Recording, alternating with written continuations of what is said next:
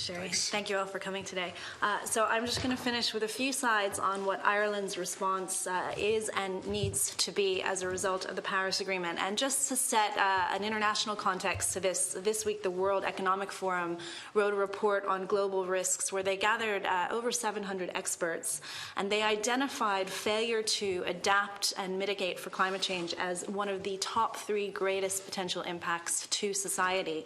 Some more specific impacts that are related to climate change, such as impacts on water resources, impacts on migration, and severe weather, were also identified as significant threats to society at the moment.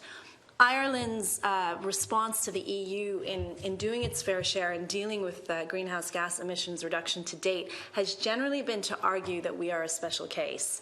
But one could say that every country has special cases. For example, Poland produces lots of coal and could also argue for a special case. If we do that, none of us will achieve the targets set forth in the Paris Agreement. We would argue that Ireland should now be saying what we can do, what we are doing in order to meet that agreement, particularly since we are now accepting money from the EU to address flooding, which is related to climate change.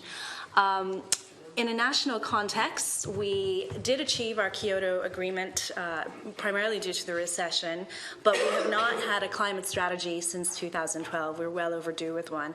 And we are bottom of the pack, really, in terms of our response to meeting our 2020 commitments. The EPA has said that without serious policy implementation, we will continue to struggle to meet our emission targets. And of course, non-compliance comes with fines. So in addition to not doing our fair share, we also face severe penalties for not doing it.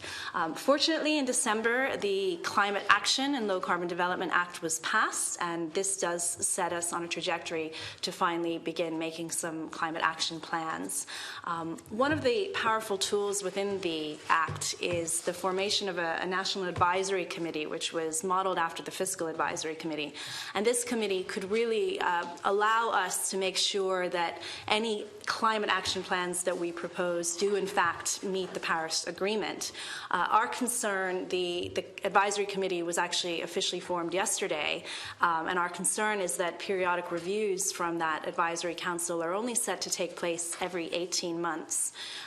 We are expecting a national climate plan early in this year, within 2016, and we believe that the advisory committee needs to advise the government before a draft climate plan is actually put forth. So we would urge you to please consider requesting a periodic review from the advisory committee now that it's officially formed. Otherwise, that advisory committee essentially is just producing submissions after a draft is released and doesn't have as much power as they really should be.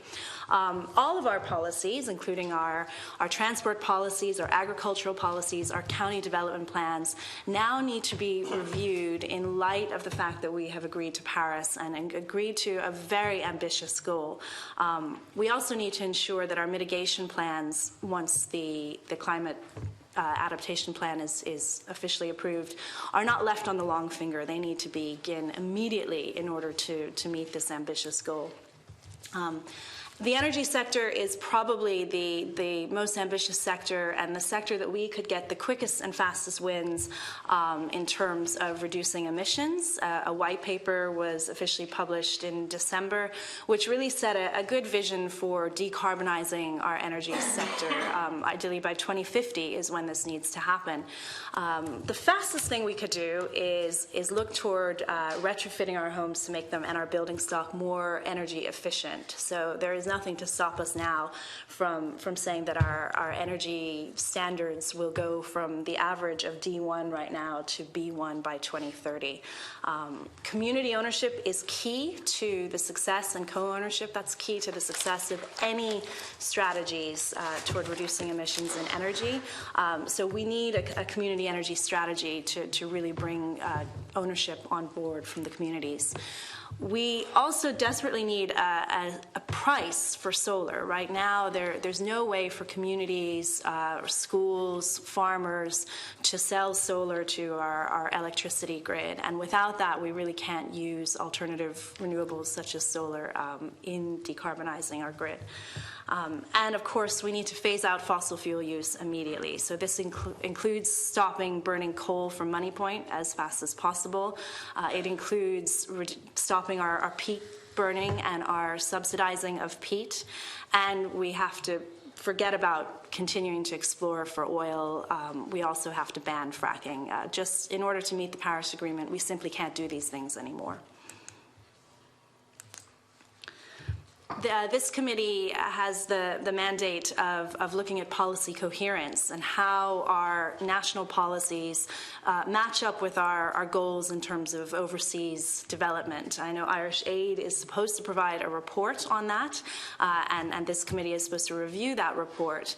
And climate change is one of those issues that we need to make sure what we do nationally is coherent with what we do internationally. So one example of a risk to that is in the bioenergy sector. We simply don't have enough land to produce the amount of biomass to meet bioenergy targets, and therefore there's a risk that we will import biomass from other countries, such as palm oil, in order to meet those obligations. Importing that kind of biomass has significant ecological impacts, such as deforestation on other countries, and it also threatens food security for those countries by taking land that's available for agriculture away from those countries. So I think this committee really needs to look at how our policies around climate action match up with our Irish Aid objectives.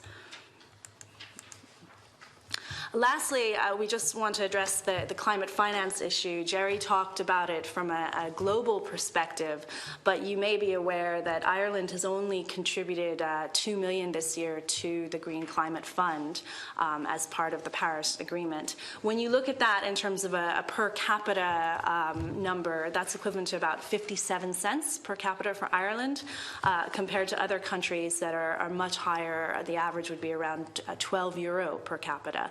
So what we're offering is internationally embarrassing.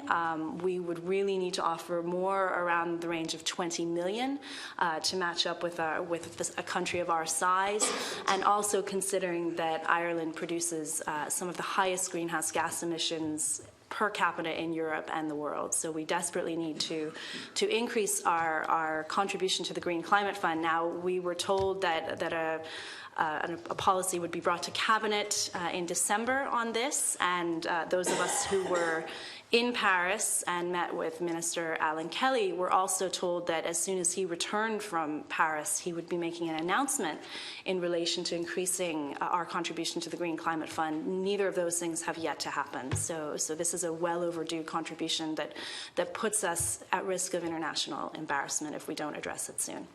Okay, thank you very much indeed for your very comprehensive report on the agreement.